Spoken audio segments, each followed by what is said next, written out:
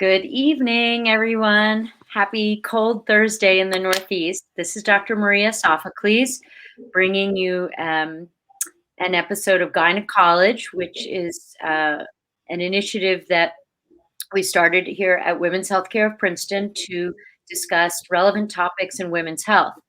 And tonight I have the pleasure and honor of talking with one of my inspirations and my friend, Dr.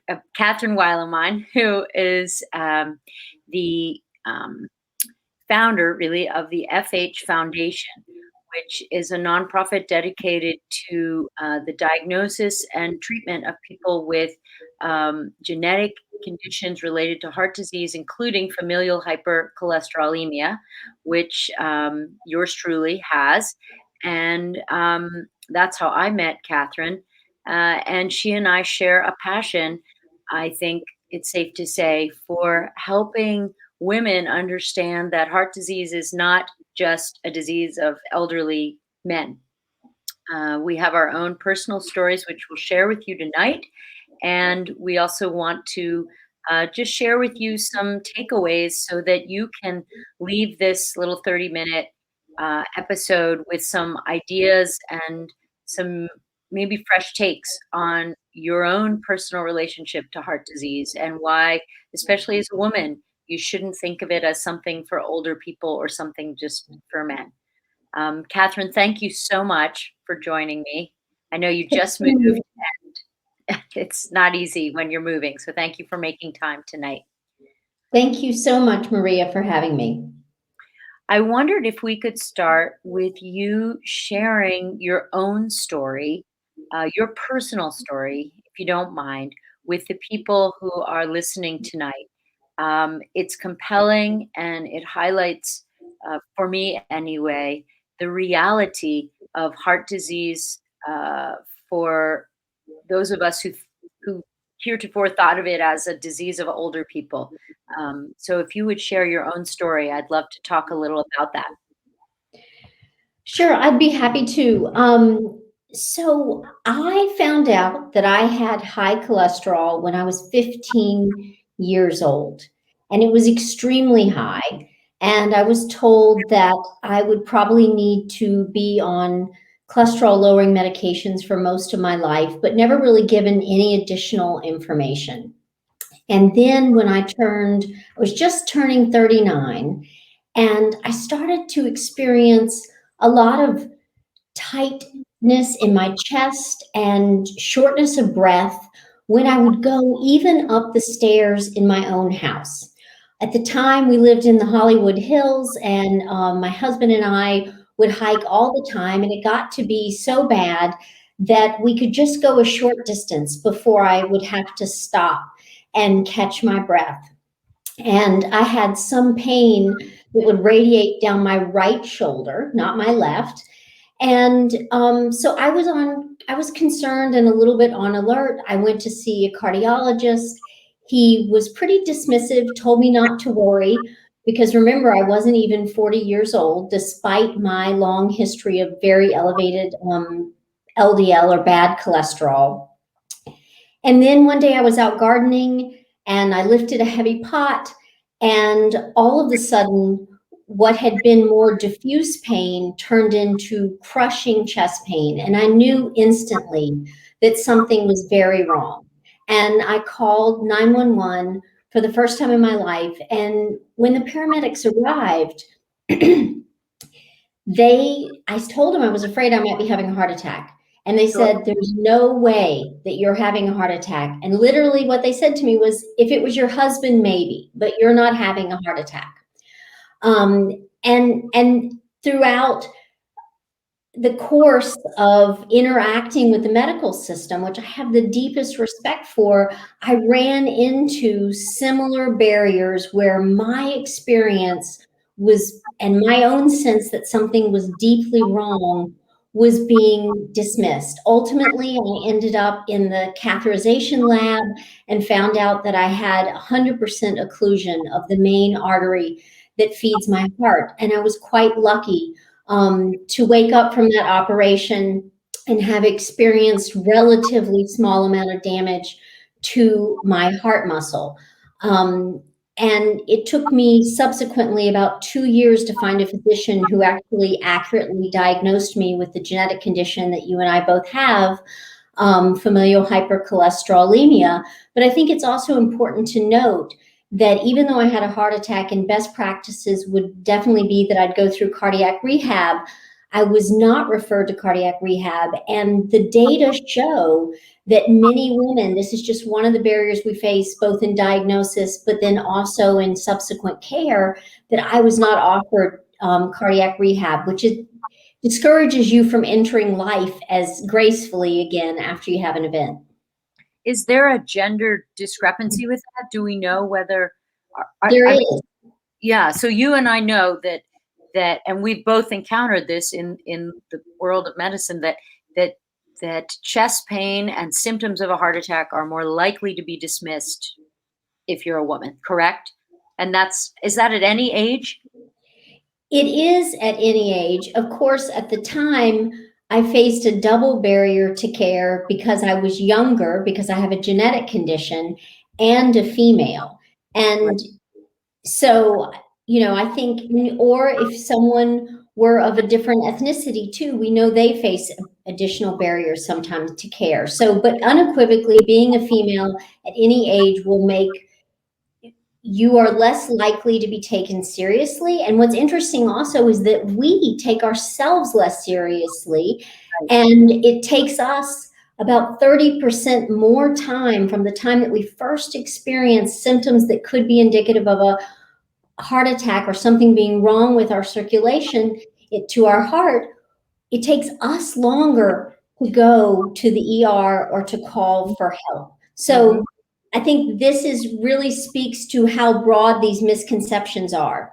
Right, they're even within us, and what the banner shows, women wait more than 30% longer than men to get to a hospital after first experiencing those symptoms. And we know this, I know this from my own patients who'd say, well, I took my son to his therapist, I took my daughter to the orthopedist, I took my aunt to the dermatologist, but I haven't seen a doctor in 10 years. And I don't know where we get this, sense of duty, almost bordering on a martyr complex. But if we're not healthy, we can't take care of the rest of the family. So I think you and I both feel we wish, the women out there could hear your story and say, wow, I need to act if I'm feeling something or if I'm not feeling right. So let's talk about what would those symptoms be? I mean, crushing chest pain is an obvious one, but what would you, if you're a woman, start to feel that maybe might make you at least go see your primary care physician? Well, women experience oftentimes more diffuse chest pain, so it might not be as concrete or crushing. Women tend to experience nausea and sweating more often if they are having a heart attack, and women experience shortness of breath more often. Now, in the lead up to my own event, I had gone to another physician and told him of my symptoms, and he had prescribed Prilosec for me because my chest pain was really in the center of my chest. And that is also like a common misconception. Again, note that oftentimes you think of if you're having a blockage in your heart, that you would feel it in your left arm, radiating down your left arm, whereas I felt it in the right. And we know that women can be slightly wired a little bit differently with the nerve. We already knew that. Another statistic that is a cousin to your statistic is that less than 60% of women recognize heart disease as the number one killer of women. And I experience that as a physician every day, where I'll talk to a woman about all of her health, her mental health, her cardiovascular health, and she will focus like a laser on breast cancer and say, well, what do I need to do to not get breast cancer? And I'm going to actually have another episode of this where we just talk about cancer prevention. But there doesn't seem to be the fear that heart disease is something that women have to worry about. And so it goes hand in hand with what we're saying, that they're not, we're treating ourselves last in the family. We're Mhm. delaying getting the care even if we have symptoms. And 60% of us couldn't really even tell you that heart disease is the number one killer in America of women. In fact, one of my favorite statistics is that heart disease kills more women than all cancers combined. That when I learned that, I dropped my jaw dropped. It's stunning. And when you talk about breast cancer, so 1 in 8 women Right, die from breast cancer, whereas 1 in 3 women unfortunately die from heart disease. And I think in general in our culture, we know cancer is a very scary concept. of course. Um, but heart disease is actually more of a tangible threat to most Americans and to most American women, as you said, than all cancers combined. So it's really worthwhile taking a moment to think about what we can do for ourselves to advocate if we do not feel right, and what we can do before that happens, Right. both in terms of maintenance, in terms of lifestyle, but also like you and I, knowing your family history. If you have a family history of heart disease, you need to understand, could it be have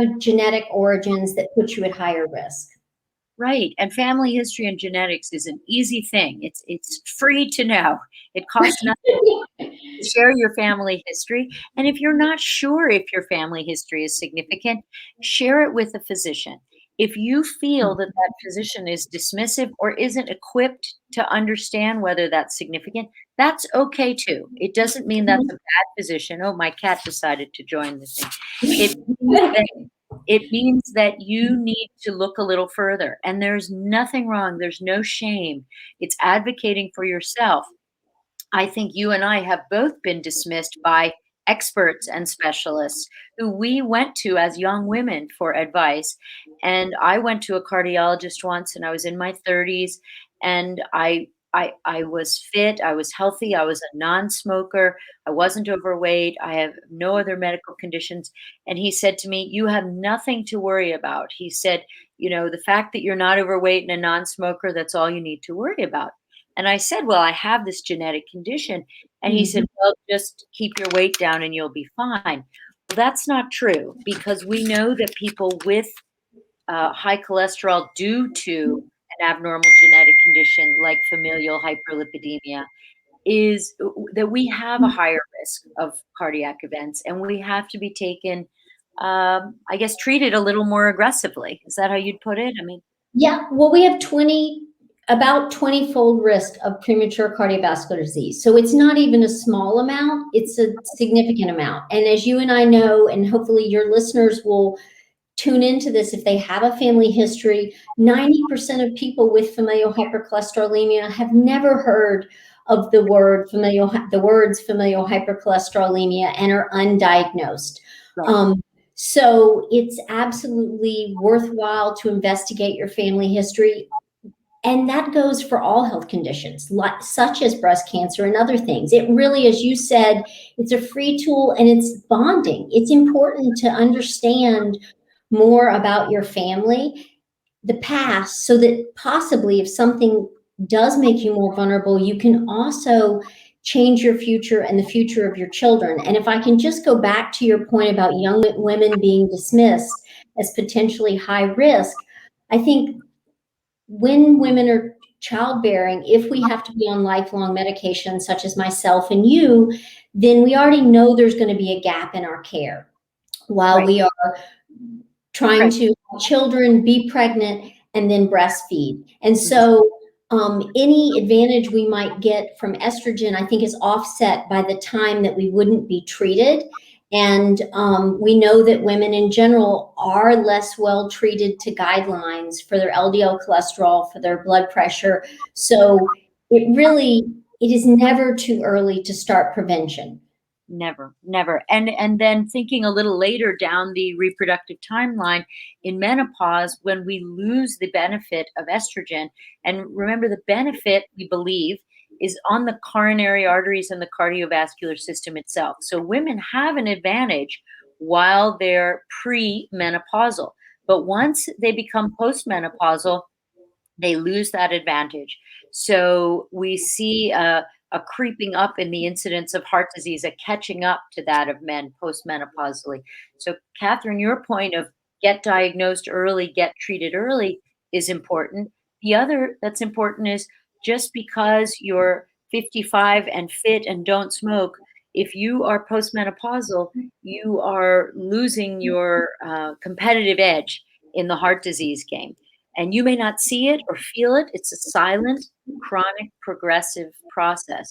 So I think that's why I worry. I worry especially because I'm blessed to have wonderful patients who, for the most part, really take care of themselves. And they get their mammograms religiously, and they're keeping their weight down, and they're watching their saturated fats, and they don't smoke. They're doing everything right. But what they may not realize is if they have a genetic propensity, that is not going to be enough. Not going to be enough. How, Catherine, help me understand, how would someone get genetic testing, or where would you send someone who felt my family history is significant? Uh, I want to do something about it. My primary care doctor said just don't eat eggs. Where should that person go? Well, I mean, I would recommend that they check out the fhfoundation.org. They could learn a lot, both if it's monogenic, meaning one large mutation like you and I have, and we're understanding more and more that many people have a variety of small mutations that might put them cumulatively at risk. And I think that if you are seeing a physician who really doesn't feel like this is a conversation that he or she has the time or the interest to engage with you, whether it's a preventive cardiologist, or someone such as yourself. It really doesn't matter what their specialty is, but that they're willing to engage you and say, well, let's investigate it, because a diagnosis of FH can be made with a lipid panel screening, which is inexpensive and easy blood draw, as well as a family history and a physician who knows what they're doing, or what they're looking for, I might say. Or you can even go to places like Quest now and LabCorp, and you can order genetic tests. It has become kind of been democratized. So it's very accessible, right? No, my local radiology center now is offering coronary calcium screening. You don't need a prescription from a doctor. You can just pay them $99 and go get it. I mean, I'm not sure how I feel about it, except that I feel that if people want to be empowered to learn more, I think that's a good thing. So if it helps pick up one person with clogged arteries or elevated lipids, I feel like that's helpful. So And there's so much that can be done about heart disease now. I mean, there really are so many medications as yeah, well as lifestyle that it is worthy of everyone's time to better understand their level of risk. right. If I may say, I just read an article today that might be of interest. We're talking about this, but we're living through a global pandemic, which is why you and I are, off in a bedroom somewhere, Yeah. and but not in the same place at all. And I think that many people facing a chronic condition or wanting to keep up with their preventive care are concerned. And I would, because we are counseling patients all the time to keep their maintenance care, go and get their LDL levels screened regularly, or whatever that maintenance care looks like. And we see that people have concerns about it. So I wonder, if you talk about your practice, I know you and I've spoken about it before, because I think people need an extra nudge right now, and it's more important than ever. So I think you're right. And I think it's really important that people not delay their medical care, because then we're going to set ourselves up for another bump in healthcare issues, more hospitalizations, more surgeries, more delayed diagnosis of cancer, heart disease, many things. I was in the papers over the summer because I was interviewed because I had two patients come in. One who had experienced vaginal bleeding after menopause, which is always a bad sign. and she came right away, and we diagnosed her with uterine cancer, and it was I was so, so happy because she was this close. She said, I was thinking because of the pandemic, maybe I'll just put it off and come after the pandemic. Well, she still wouldn't have come. Meanwhile, her cancer would have progressed, but we were able to diagnose it early, treat her, and she's doing great.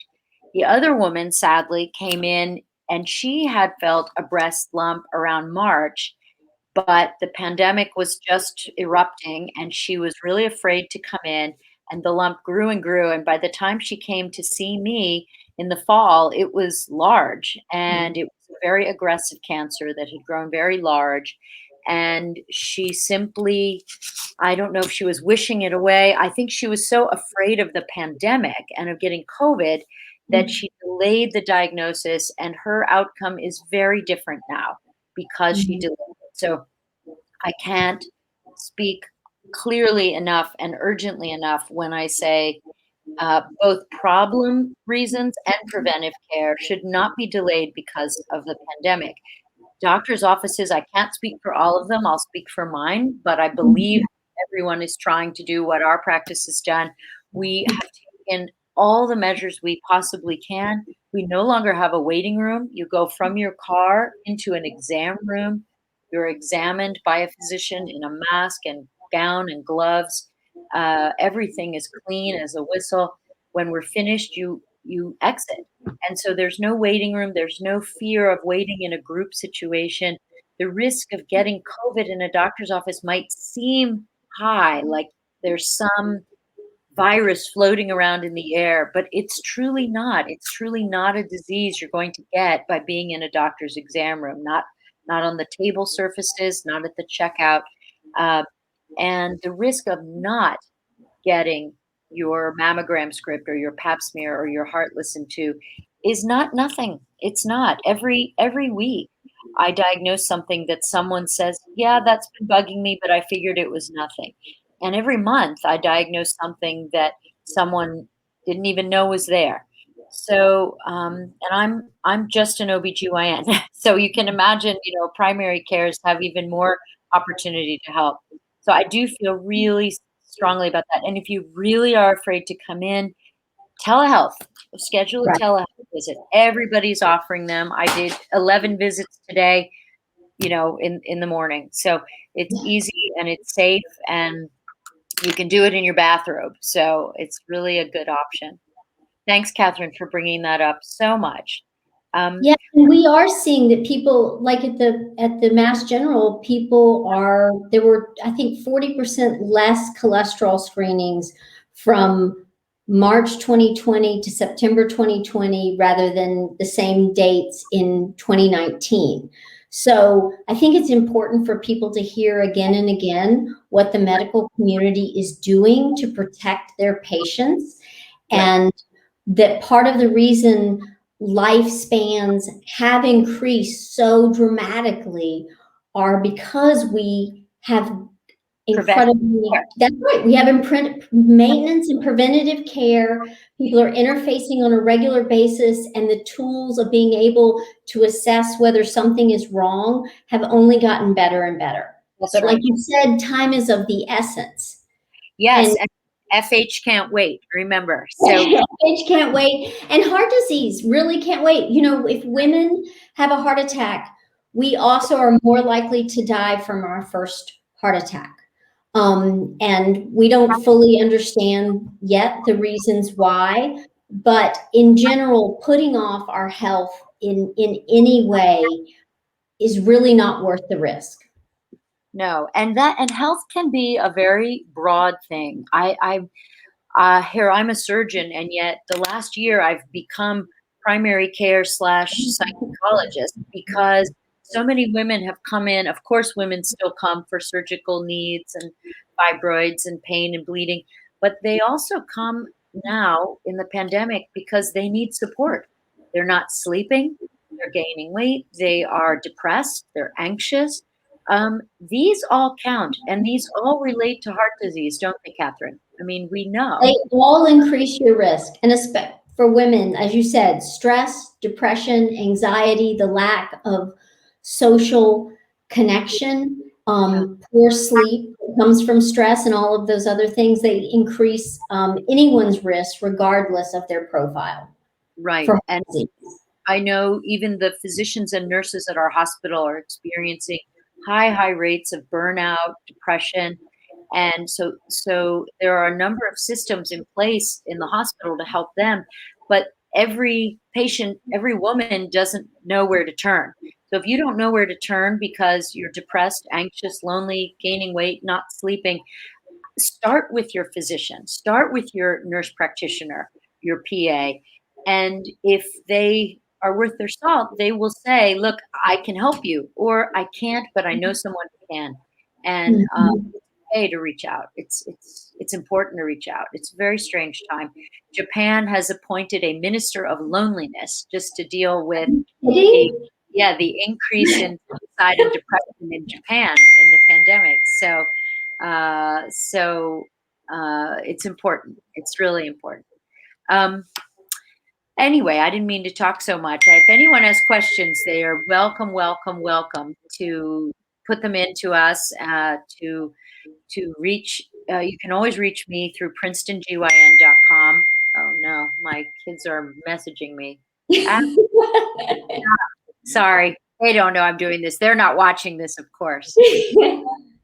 Well, and that's part of what women do, is that women multitask, and we do it with grace and aplomb. It was interesting. I was reading an article recently that women did used to have heart disease less than men, and when we started to have similar rates was in the 1980s, when more and more women started to work. So all of those factors that you're talking about with stress, we may also be better diagnosed now than we were in the past.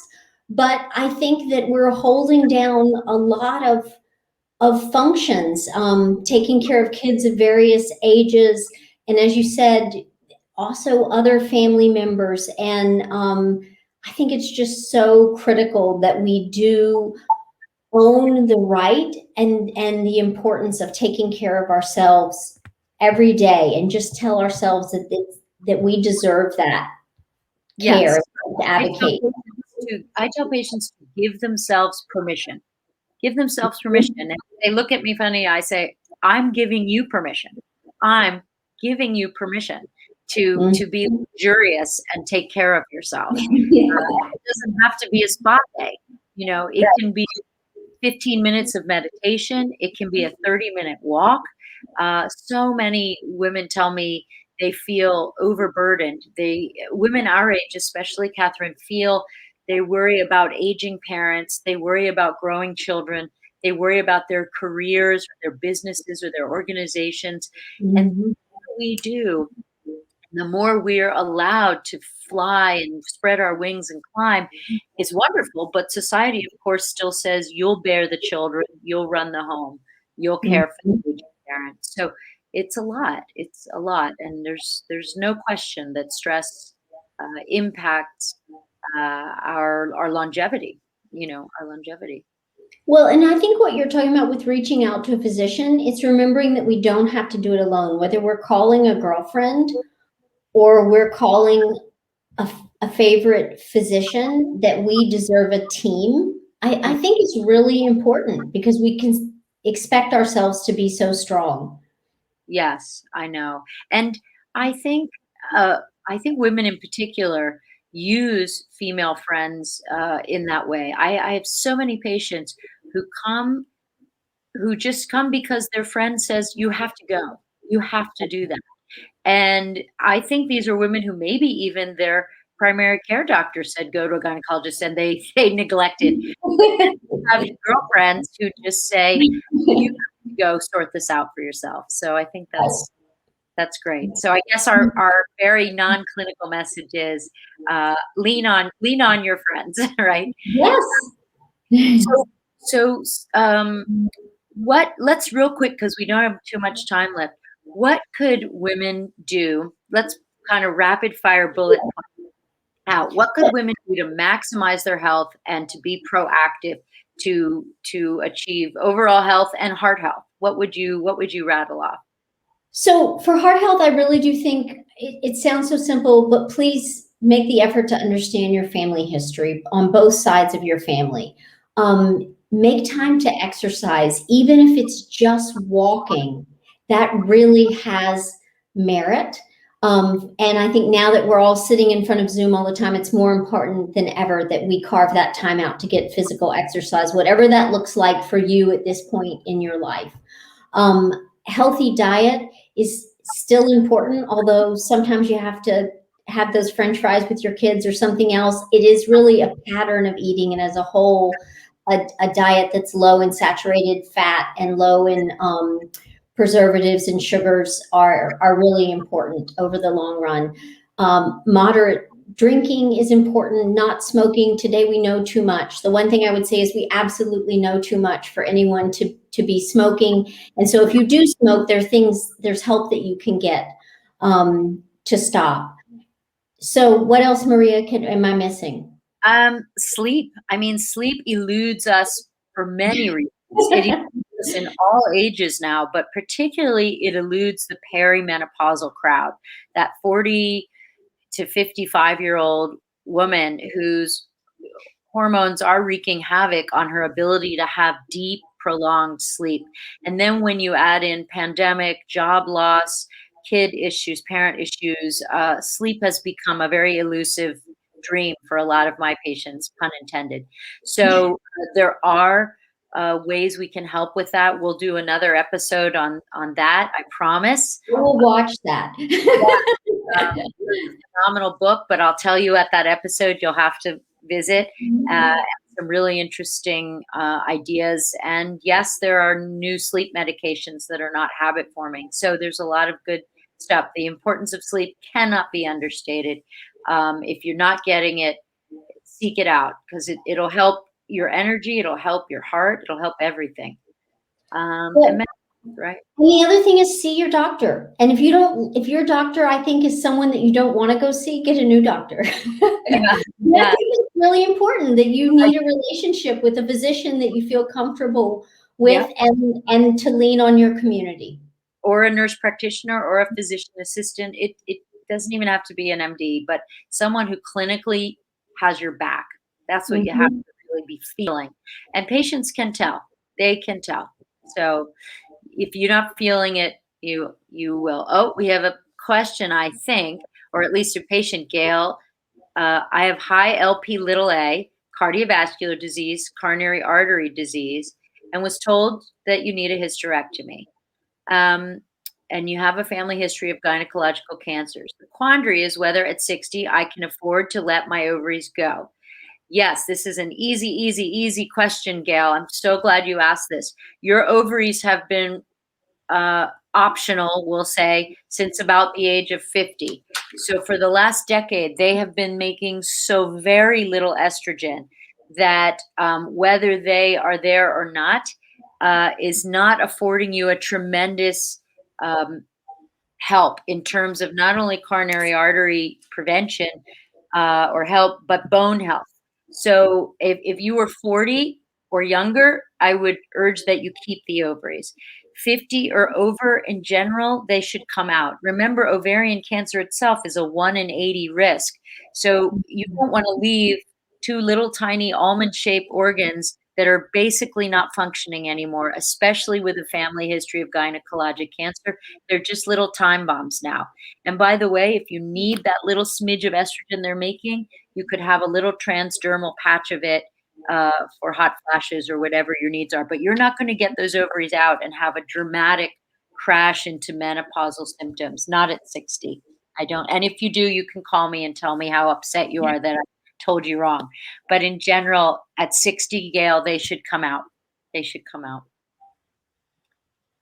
Anybody else have any questions? I hope you guys will ask them, because it's really neat to have sort of the cardiology, gynecology, genetic blend here with Katherine and I. And anyway, if you do, you can always, again, find me through princetongyn.com. You could reach Katherine at the fhfoundation.org. I hope you all have learned at least one thing tonight, and that is to take care of yourself, to treat heart disease as a real thing, as a woman thing.